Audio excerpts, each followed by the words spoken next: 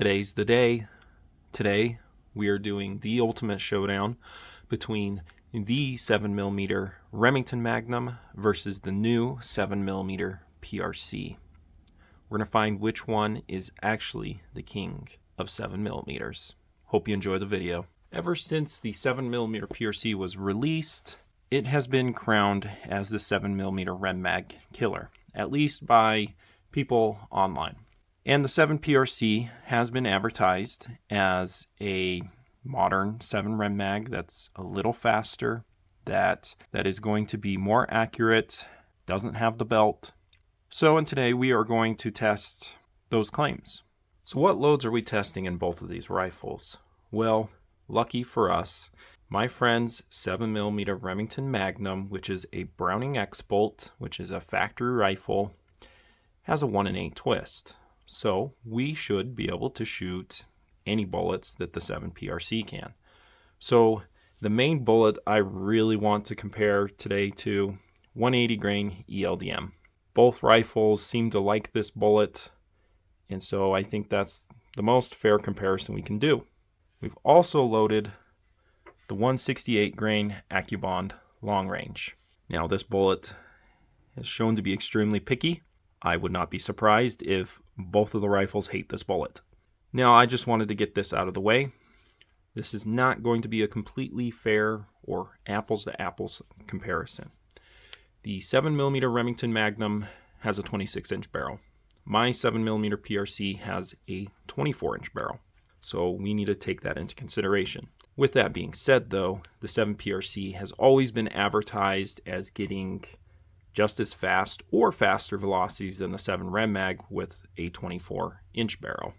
All of the hand loading data and the box ammo has always been advertised with a 24-inch barrel.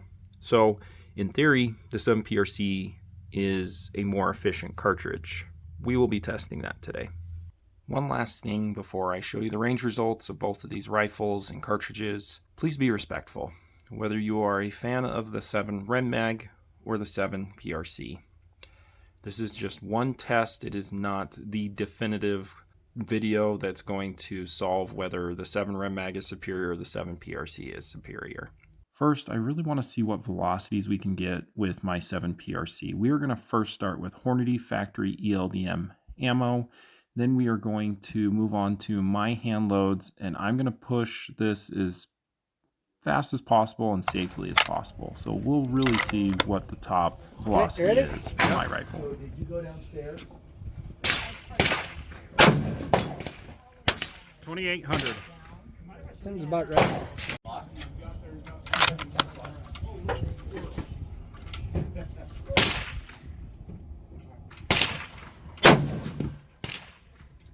$28.73.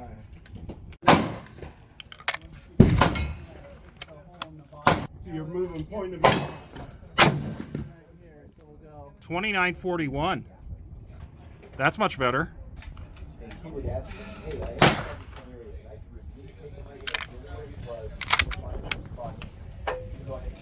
Put it in dirt. 29.80. First of all,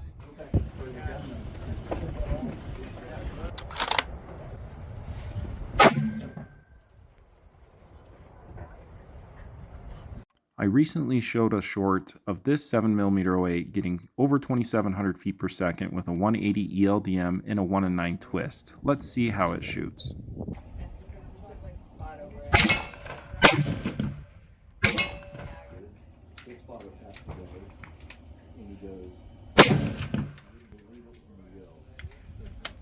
Okay, I'm ready.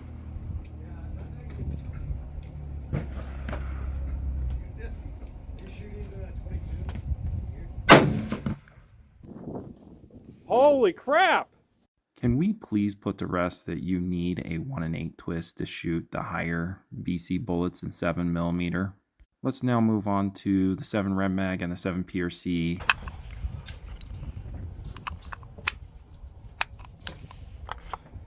The 180 fits in the 7 Mag?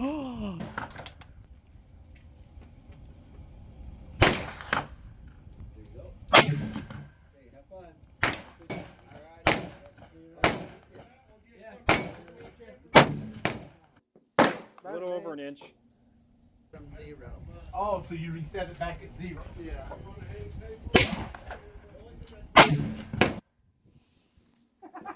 Son of a... Oh look, I magically transported to an indoor tunnel range for the 7 PRC groups. Yeah, I'm going for center. Okay.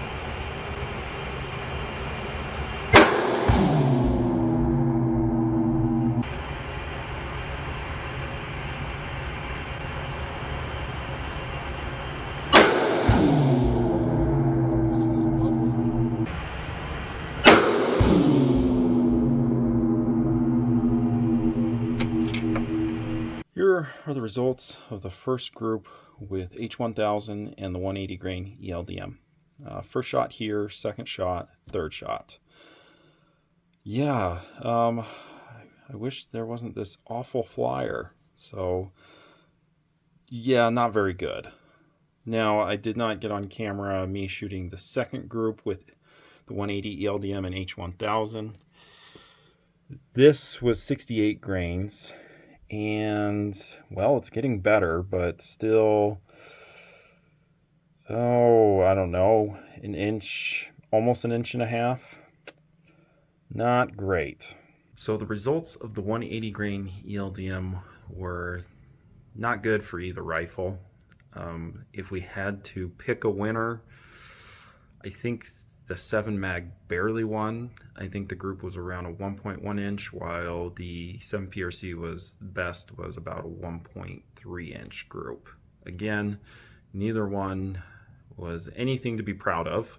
One thing to note, I'm sorry I did not get velocities for either one with these hand loads. However, I have pulled the Hornady factory ELD-M ammo, and I am 99% sure it's H1000.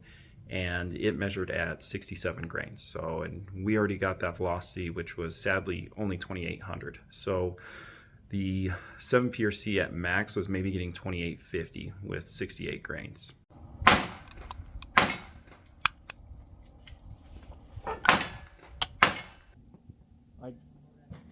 be very surprised if these grew.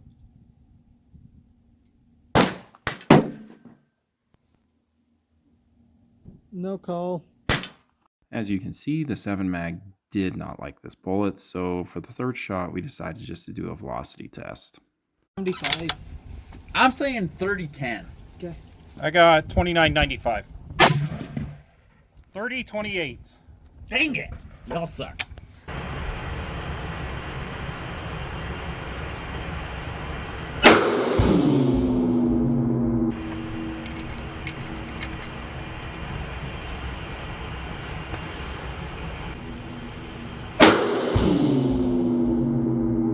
I gotta apologize to you guys. I did not keep, or I forgot to get, the 168 grain ABLR groups from the range. But just imagine it somewhat like this, except for they were farther apart. It was about a 2-inch group, so both guns really did not like the 168 grain ABLR. Now, I did shoot one more group in the 7 PRC.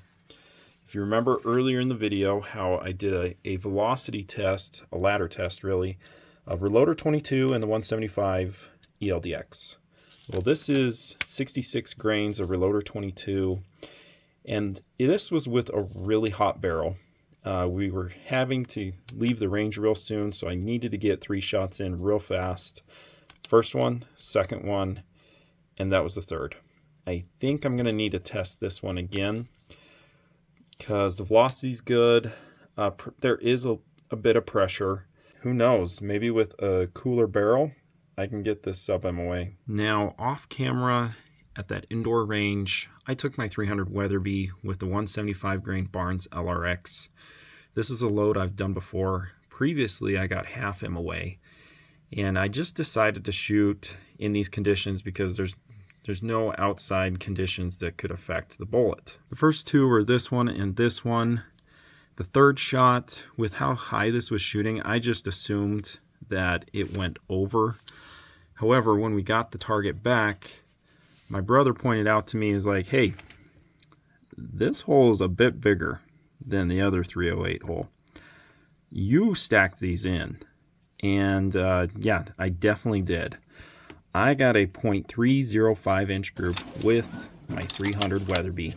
And this load is going smoking 3360 feet per second. At least this gun shot well.